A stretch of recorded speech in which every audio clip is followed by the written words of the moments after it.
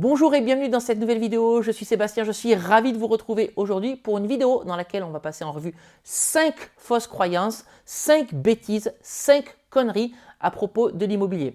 Alors avant qu'on les passe en revue, je vous invite, si ce n'est pas déjà fait, à vous abonner à la chaîne YouTube en activant la petite cloche pour être notifié de la sortie de toutes mes nouvelles vidéos.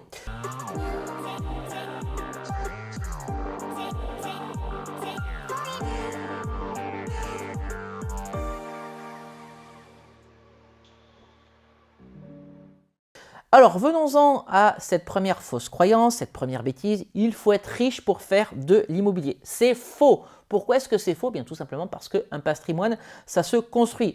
Et le meilleur moyen de vous prouver qu'il n'est pas nécessaire d'être riche pour acheter de l'immobilier, c'est que 99% des achats immobiliers se font à crédit. C'est-à-dire que 99% des gens qui achètent de l'immobilier n'ont pas les fonds nécessaires pour le faire cash. Donc, ils ne sont pas forcément riches. Et avant d'être propriétaire d'un bien immobilier, on est surtout propriétaire d'un crédit pendant 20 ans.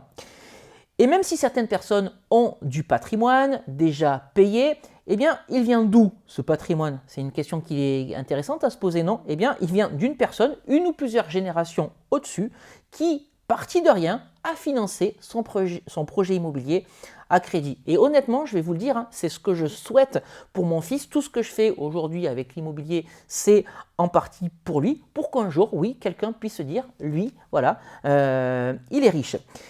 Et ce que je voulais également dire, c'est que même avec un petit salaire, voilà, vous gagnez un SMIC, ben, c'est possible d'investir dans l'immobilier, ben, tout simplement parce qu'il existe des projets que vous allez pouvoir aller chercher entre 50 et 100 000 euros, parfois moins. Donc même avec un petit salaire, il est possible d'investir dans l'immobilier. Je vous propose qu'on attaque maintenant la deuxième fausse croyance, la deuxième bêtise, la deuxième connerie. Les locataires ne paient pas. En fait, il y a seulement 2% des loyers impayés en France. C'est-à-dire qu'à partir du moment où vous êtes propriétaire d'un bien immobilier que vous placez en location, vous avez 98% de chances de toucher votre loyer. Honnêtement, dites-le moi dans les commentaires, si vous aviez 98% de chances de gagner au loto, est-ce que vous n'iriez pas immédiatement au bureau de tabac le plus proche de façon à acheter un billet? Donc, vous voyez donc, il n'y a aucun risque à investir dans l'immobilier. Et malgré cela, on peut éviter les loyers impayés en faisant de la location courte durée, par exemple, puisque les locataires payent avant de venir séjourner dans l'appartement. Mais si vous faites de la location beaucoup plus classique, faire de la colocation, c'est diviser aussi le risque de loyer impayé, puisque si sur une colocation de 3 chambres, par exemple, un locataire ne paie pas sa chambre, eh bien, il vous reste quand même 2 autres chambres, 2 autres loyers pour absorber la perte et financer les principales charges de ce bien immobilier, en l'occurrence le crédit immobilier. Mais vous avez aussi la possibilité de vous couvrir avec des assurances loyers impayés ou encore avec la garantie Visale mise en place par l'État. Et vous remarquerez que souvent, les gens qui vous disent « n'investis pas dans l'immobilier, tu ne te feras pas payer le loyer, tu vas avoir des impayés, on va te dégrader le logement », eh bien, ce sont souvent des gens, pour ne pas dire à 100%, qui n'ont jamais investi dans l'immobilier. Ce sont donc des personnes qui ne sont pas à la bonne place pour vous donner des conseils. Troisième fausse croyance, il faut mettre de l'apport. C'est faux. Preuve en est, sur mon dernier achat immobilier, encore une fois, je n'ai pas mis d'apport et la banque a donc financé le bien immobilier lui-même, les travaux, les frais notaires et même les frais de garantie bancaire. Et on entend souvent dire aussi qu'avec les nouvelles recommandations, ou plutôt les nouvelles normes, les nouvelles obligations du HCSF, il est obligatoire de mettre de l'apport ou qu'on ne peut pas aller au-delà du seuil des 35% d'endettement. Là aussi, c'est faux parce que les banques ont une marge de dérogation pour permettre à certains dossiers de passer au-delà des 35% de taux d'endettement et d'accorder du financement sans apport. La condition, par contre, pour obtenir ce financement sans apport, c'est d'amener un projet rentable, ça c'est le minimum. C'est d'avoir une belle présentation lorsque vous allez aller à un rendez-vous bancaire pour présenter votre projet, amener un business plan complet, détaillé, qui mettra en avant les avantages de votre bien immobilier. N'hésitez pas non plus à y insérer des éléments chiffrés.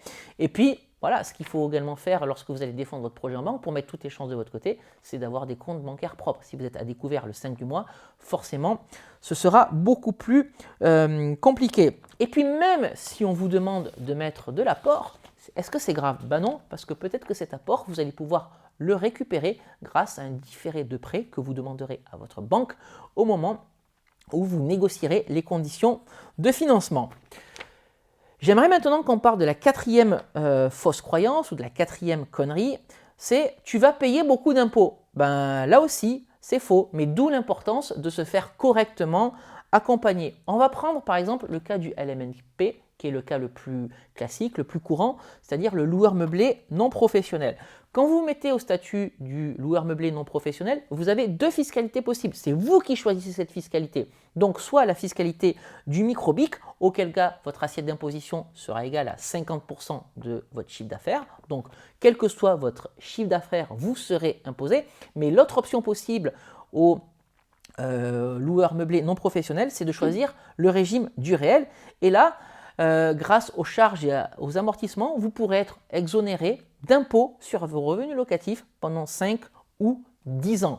Donc voilà la preuve qu'il est possible de ne pas payer d'impôts quand on fait de l'investissement immobilier. Mais à partir du moment où votre activité devient bénéficiaire, là encore, il va falloir se faire accompagner parce que si vous êtes au loueur meublé non professionnel, par exemple, votre impôt sera calculé de la manière suivante. Vous avez d'un côté un impôt fiscal qui est indexé sur votre tranche marginale d'imposition et un impôt social qui correspond à tout ce qui va être prélèvements sociaux. Si vous avez une tranche marginale d'imposition de 30% par exemple, avec 17,2% de prélèvements sociaux, vous serez fiscalisé à 47,2% sur vos bénéfices. 47,2% sur vos bénéfices. Alors que si vous faites le choix d'investir en SCI à l'IS, votre impôt sera de 15% entre 0 € et 38 120 € de bénéfices. Je vous laisse faire la comparaison, d'un côté 15%, de l'autre côté 47,2%. Donc faites-vous correctement accompagner. N'hésitez pas à aller voir un expert comptable qui sera adapté la fiscalité en fonction de vos situations personnelles et professionnelles.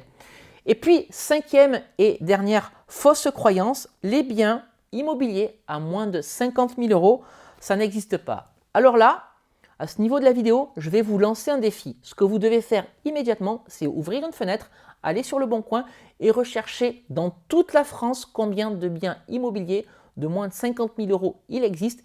Et n'hésitez pas à me mettre en commentaire le nombre de résultats de recherche du Bon Coin. Alors évidemment, tous ces résultats de recherche, tous ces biens immobiliers plutôt issus de cette recherche ne seront pas de bons investissements immobiliers, mais croyez-moi, il y en aura déjà plusieurs dizaines qui seront bons pour réaliser de bonnes affaires dans l'immobilier. Maintenant, une fois que vous avez effectué cette recherche, j'ai envie de dire, la balle, elle est dans votre camp. À vous de décider si vous avez envie de travailler pour investir à moins de 50 000 € ou si vous préférez rester dans votre canapé en vous disant que ce n'est pas possible. Il n'y a que celui qui n'a pas envie de travailler qui ne trouve pas des biens immobiliers à moins de 50 000 €. Voilà donc les 5 fausses croyances que je voulais partager avec vous à propos de l'immobilier. Si vous en voyez d'autres, n'hésitez pas non plus à les partager avec moi dans les commentaires pour toutes les personnes qui regarderont cette vidéo. Si cette vidéo vous a plu, je vous invite tout simplement à la liker et une nouvelle fois à vous abonner à cette chaîne YouTube pour ne pas manquer les sorties de mes nouvelles vidéos. Je vous invite également à me suivre sur les réseaux sociaux, sur Instagram, sur YouTube. J'y partage avec vous les coulisses de tout ce que je fais au quotidien, de la préparation des vidéos, je vous amène également avec moi dans des visites de biens immobiliers que j'ai envie d'acheter. Je vous invite également avec moi sur les chantiers de rénovation. Abonnez-vous, vous serez les bienvenus. Voilà, mais écoutez, on va se quitter ici pour aujourd'hui. Et puis comme d'habitude, on se retrouve très prochainement pour une nouvelle vidéo. Je vous dis à très bientôt. Ciao!